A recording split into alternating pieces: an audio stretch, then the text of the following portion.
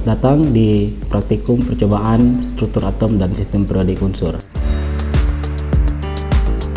Adapun tujuan percobaan yang akan kita lakukan ini, diharapkan mahasiswa dapat mengenal dan memahami tabel perioda. Dan yang kedua, dapat memperkirakan kecenderungan berbagai sifat unsur dalam golongan dan periode di setiap berbagai unsur. Dan yang ketiga, mengamati kecenderungan sifat kimia dalam golongan dan unsur berbagai periode. Sistem periodik unsur adalah susunan unsur-unsur yang berdasarkan pada nomor atom, konfigurasi elektron, dan keberulangan sifat kimia. Tabel periodik ini dapat digunakan untuk menurunkan hubungan antar sifat-sifat unsur, memperkirakan sifat unsur baru yang belum ditemukan atau disintesis dengan berdasarkan kecenderungan sifat suatu unsur. Dengan kata lain, tabel periodik dapat memberikan kerangka kerja untuk melakukan analisis perilaku kimia serta juga dalam berbagai bidang ilmu lainnya. Di dalam tabel periodik ada yang disebut dengan periode dan ada yang disebut dengan golongan. Periode yang dimaksud di sini adalah kelompok unsur yang berada pada baris mendatar di dalam tabel periodik. Di dalam tabel periodik terdapat 7 periode, yaitu periode pertama yang terdiri atas 2 unsur, periode kedua dan ketiga yang terdiri atas 8 unsur, periode keempat dan kelima yang terdiri atas 18 unsur, periode keenam yang terdiri atas 32 unsur, 18 unsur seperti periode keempat dan kelima, dan 14 unsur deret lantanida. Kemudian yang terakhir yaitu periode ketujuh, di mana pada periode ini terdapat deret aktinida di dalamnya. Kemudian di dalam tabel periodik juga terdapat golongan. Golongan ditempatkan pada lajur vertikal di dalam tabel periodik unsur. Golongan di dalam tabel periodik terdapat 3 jenis. Yang pertama yaitu golongan utama atau yang biasa disebut dengan golongan A. Yang kedua adalah golongan transisi atau yang biasa disebut dengan golongan B. Dan yang ketiga adalah golongan transisi dalam.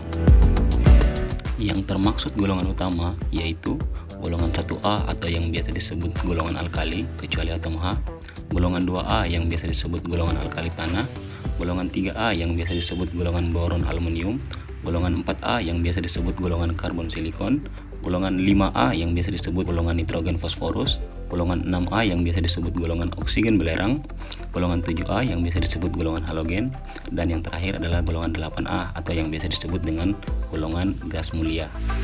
Sedangkan untuk golongan transisi atau golongan B yaitu kelompok unsur kimia yang berada pada golongan 3 sampai 12. Kelompok ini terdiri dari 38 unsur. Dan yang terakhir untuk golongan transisi dalam yaitu golongan yang terdiri dari deret lantanida dan deret aktinida. Sebagai kesimpulan, unsur-unsur dalam satu golongan mempunyai elektron valensi yang sama. Unsur-unsur pada periode yang sama memiliki elektron valensi yang menghuni kulit yang sama. Oleh karena itu, sifat-sifat unsur ada hubungannya dengan konfigurasi elektron. Maka, ada sifat khas yang terdapat dalam tabel periodik. Sifat-sifat periodik unsur diantaranya adalah jari-jari atom, afinitas elektron, energi ionisasi, dan sifat keelektronegativitas. Jari-jari atom didefinisikan jarak antara inti atom hingga ke kulit terluar orbital. Dalam satu golongan, jari-jari atom cenderung meningkat dari atas ke bawah seiring bertambahnya kulit atau tingkat energi. Sedangkan dalam satu periode, dari kiri ke kanan, jari-jari atom akan berkurang karena terjadinya penyusutan atom akibat dari bertambahnya muatan inti yang efektif pada jumlah kulit yang sama. Energi ionisasi adalah energi yang diperlukan oleh atom atau ion dalam fase gas untuk melepas sebuah elektron pada kulit terluarnya. Semakin rendah energi ionisasi, maka akan semakin mudah suatu atom melepas elektron dan menjadi kation. Sedangkan makin besar energi ionisasi, maka semakin sukar suatu atom menjadi kation karena sukar melepas elektronnya. Untuk unsur yang segolongan, kecenderungan energi ionisasi makin ke bawah itu dia semakin kecil. Hal ini dikarenakan jarak antar inti atom ke kulit terluar bertambah sehingga tarikan elektron ke inti berkurang. Akibatnya, elektron akan semakin mudah lepas. Sedangkan unsur yang seperiode, kecenderungannya energi ionisasi dari kiri ke kanan akan semakin besar seiring bertambahnya muatan inti efektif yang mengakibatkan tarikan elektron oleh inti semakin bertambah. Akibatnya, elektron menjadi sulit dilepas. Unsur-unsur yang terletak pada golongan gas mulia memiliki energi ionisasi yang sangat tinggi. Hal ini dikarenakan kulit valensinya yang penuh dan cenderung lebih stabil.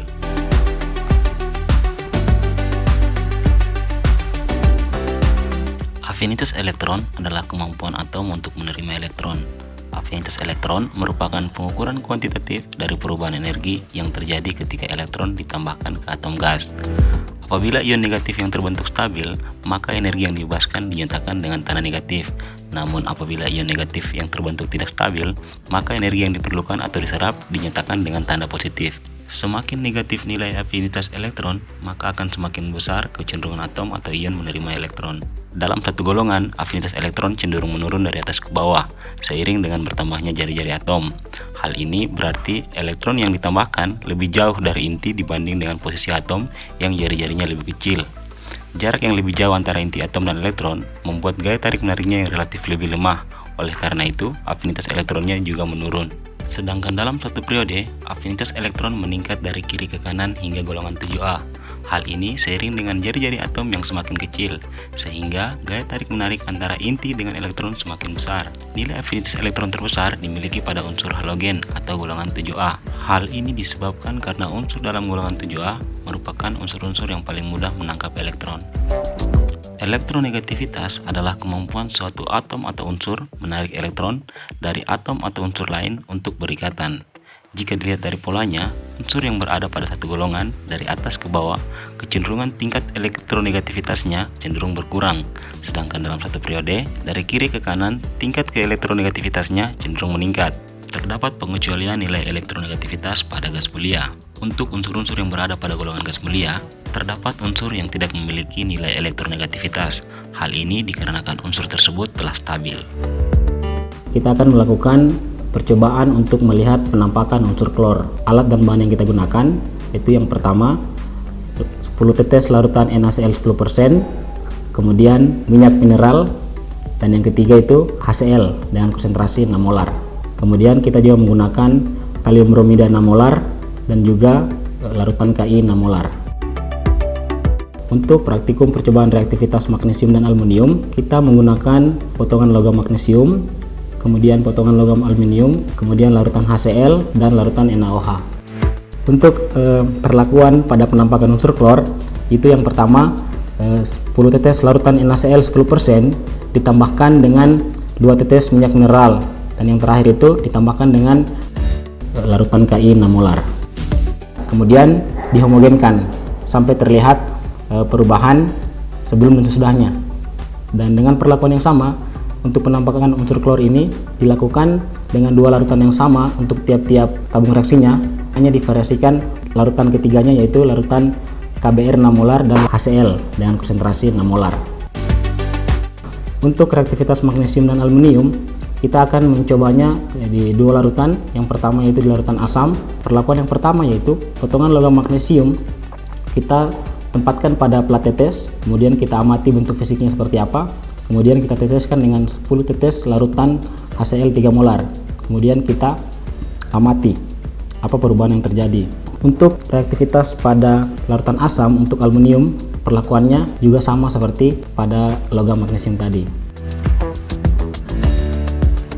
Dan untuk perlakuan yang keduanya yaitu menguji logam magnesium dan aluminium pada larutan basah. Perlakuannya sama, hanya saja untuk larutan yang diteteskan itu adalah larutan NaOH 6 molar.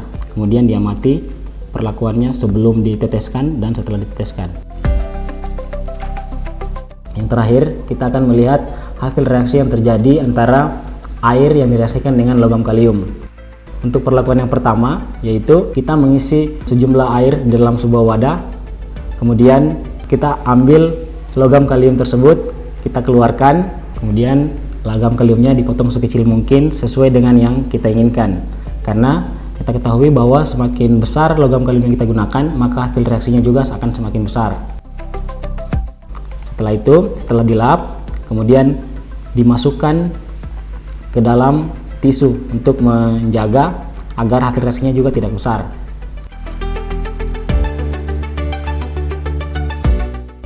Setelah itu kita masukkan ke dalam wadah yang telah berisi air dan kita amati hasil reaksi yang terjadi.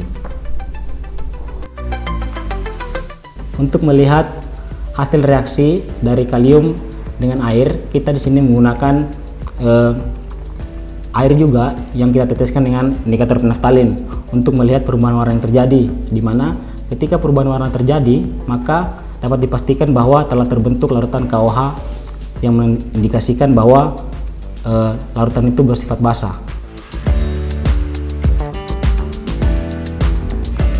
Demikianlah praktikum struktur atom dan sistem periodik. Semoga bermanfaat dan dapat dimengerti. Sampai jumpa di percobaan berikutnya.